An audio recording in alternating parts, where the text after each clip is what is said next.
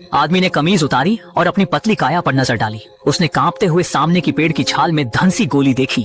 उसकी आंखों में निराशा साफ झलक रही थी। अगले पल बिना किसी झिझक उसने दृढ़ निश्चय किया और पेड़ की शाख पकड़कर जोर जोर से हिलाना शुरू कर दिया।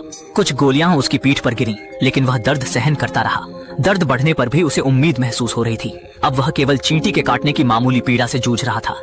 अपनी एड्रेनलिन किक को जीवित बनाए रखने के लिए उसने अपने दर्द को ऊर्जा का आधार बना लिया। यह तरकीब उसे सक्रिय रखती रही, लेकिन उसकी आंतरिक पीड़ा उसे असहनीय बना रही थी। बड़ी राहत तब मिली जब 2 पक्षी अंडे अचानक उसकी नजर में आए। जंगल में फंसे कई दिन बीत चुके थे और उसने लंबे समय से कुछ नहीं खाया था। तुरंत अंडे तोड़े और खाने को तैयार हुआ, लेकिन अंदर आधे विकसित चूजे देखकर वह हैरान रह गया। भूख से मजबूर होकर उसने उन्हें निगल लिया। उसने आंखें मूंद कर चूजे को खा लिया। शुरुआत में यह असहज लगा, लेकिन धीरे धीरे उस स्वाद को स्वीकार कर लिया। उसके दांत चूजे की हड्डियों को कुचलने की आवाज का आनंद लेने लगे। थोड़ी ऊर्जा हासिल करने के बाद उसने अंडों के खोल वहीं छोड़ दिए और जंगल में आगे बढ़ने लगा। कुछ दूरी पर उसने जमीन पर निशान देखे जो स्पष्ट करते थे कि जानवरों का हमला हुआ था। यह देख वह हताश हो गया। आखिरकार इंसानी गतिविधियों के कुछ संकेत दिखे, जिससे उसकी उम्मीद फिर से जागी। मगर यह खुशी ज्यादा देर नहीं टिक पाई। हताश होकर वह जमीन पर बैठा और खुद को कोसने लगा कि वह दोस्तों के साथ एडवेंचर पर क्यों आया। धीरे धीरे खुद को संभालते हुए उसने तय किया कि साहस दिखाना ही उसका अंतिम विकल्प है। मनोबल जुटाकर उसने यात्रा जारी रखी। कुछ ही देर में उसने मानव पदचिह्न देखे। मानव पदचिह्न देखकर वह बेहद खुश हुआ। उसे लगा कि शायद उसका साथी यहीं कहीं होगा। उसने उसे जोर जोर से पुकारना शुरू किया, लेकिन कई घंटों तक कोई जवाब नहीं आया। खोज जारी रखते हुए उसे अंडे का ताजा खोल दिखा। अपने जूतों के आकार का मिलान किया तो पता चला कि पदचिह्न उसके अपने ही थे। यह स्पष्ट हुआ कि वह घूमकर उसी जगह लौट आया था। इससे उसकी मानसिक हालत कमजोर हो गई। उसने गुस्से में अपना बैग जमीन पर पटक दिया।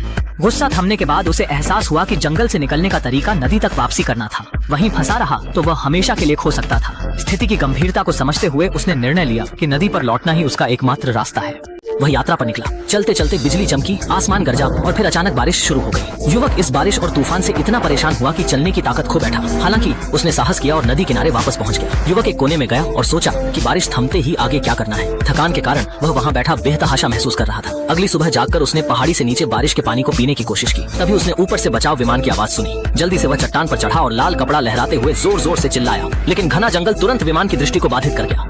युवक इसे देखकर टूटकर रोने लगा। वह समझ नहीं पा रहा था कि घर लौटना इतना मुश्किल क्यों था। वहीं लेटे लेटे उसने अकेलेपन और बेबसी को महसूस किया। जीवित रहने के लिए उसने जंगल पार करने का दृढ़ निश्चय किया, लेकिन लंबे सफर ने उसे कमजोर बना दिया। धीरे धीरे उसकी चेतना धुंधली पड़ने लगी और वह लाचार होकर भटकने लगा। अचानक उसने गलती से दलदल में कदम रख दिया। ठंडी मिट्टी ने उसे झकझोर दिया। उसने वहां से बाहर निकलने की कोशिश की, लेकिन संघर्ष ने उसे और गहरे में धकेल दिया। जैसे जैसे जीवन और मृत्यु का संघर्ष बढ़ा, निक को एक समाधान दिखाई दिया।